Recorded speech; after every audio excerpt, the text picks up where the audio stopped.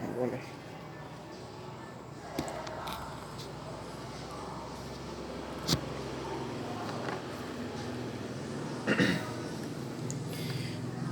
Assalamualaikum warahmatullahi wabarakatuh. Nahmaduhu wa nusalli wa nusallim ala rasul karim. Hadirin sahabat subscribe yang dirahmati oleh Allah SWT, mari kita tawajukan diri kita untuk mendengarkan satu kisah yang sangat menarik, yaitu kisah syahidnya Sayyidina Anas bin Nadar radhiyallahu anhu.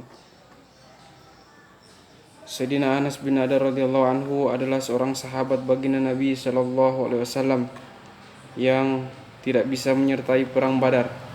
Ia sangat menyesal dan sering mencela dirinya sendiri.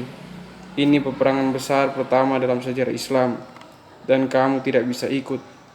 Keinginan dia adalah, jika ada peperangan lagi, aku akan berkorban habis-habisan sebagai tebusannya. Ternyata kesempatan itu datang pada perang Uhud. Ia turut serta sebagai pejuang yang gagah berani. Pada mulanya kaum muslimin telah mendapat kemenangan dalam perang tersebut. Namun karena suatu kehilafan, kaum muslimin menderita kekalahan pada akhir perang. Kehilafan itu bermula dari beberapa orang sahabat radhiyallahu anhum yang ditugaskan oleh baginda Nabi sallallahu alaihi wasallam untuk berjaga di suatu tempat yang khusus. Baginda Nabi sallallahu alaihi wasallam berpesan, "Sebelum ada perintah dariku, jangan tinggalkan tempat ini. Musuh dapat menyerang dari sini." Ketika permulaan perang, kaum muslimin memperoleh kemenangan.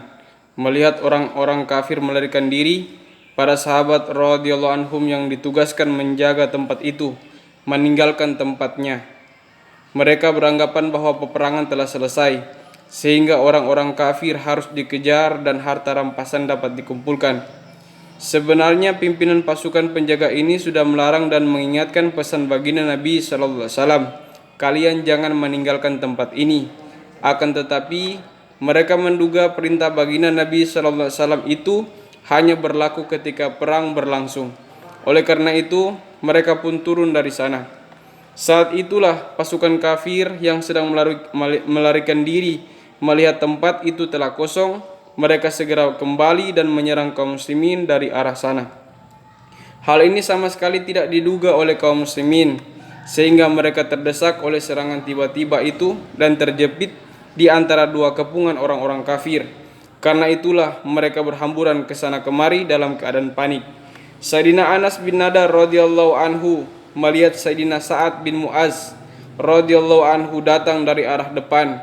Sayyidina Anas radhiyallahu anhu berkata, "Hai Sa'ad, mau kemana engkau?" "Demi Allah, aku mencium harum surga datang dari arah Uhud."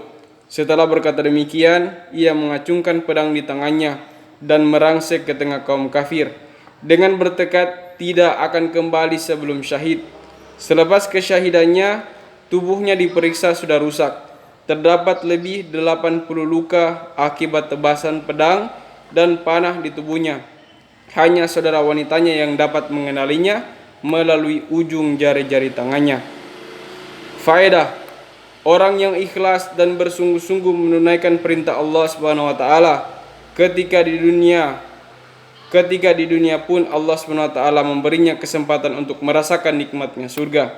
Inilah kisah Sayyidina Anas bin Nadar radhiyallahu anhu yang telah mencium harum surga saat masih hidup. Jika keikhlasan sudah tertanam pada diri seseorang, nikmat surga pun akan dirasakan di dunia. Saya juga mendengar langsung dari seorang yang terpercaya, khadim yang ikhlas, Maulana Syekh Abdurrahim Raipuri rahmatullah alaih, bahwa Syekh Abdurrahim Raipuri rahmatullah alaih berkata, "Kenikmatan surga sedang saya rasakan." Kisah dia telah saya tulis dalam risalah Fadilah Ramadan. Jadi alhamdulillah, saya telah membacakan satu kisah mengenai kisah syahidnya Sayyidina Anas bin Nadar radhiyallahu anhu. Mudah-mudahan apa yang kita dengarkan ini kita niat amal dan sampaikan. Untuk itu kita tutup dengan doa kifarah majelis. Subhanallah bihamdihi, subhanallah bihamdika, asyhadu an la ilaha illa anta, astaghfiruka wa atubu ilaik. Assalamualaikum warahmatullahi wabarakatuh.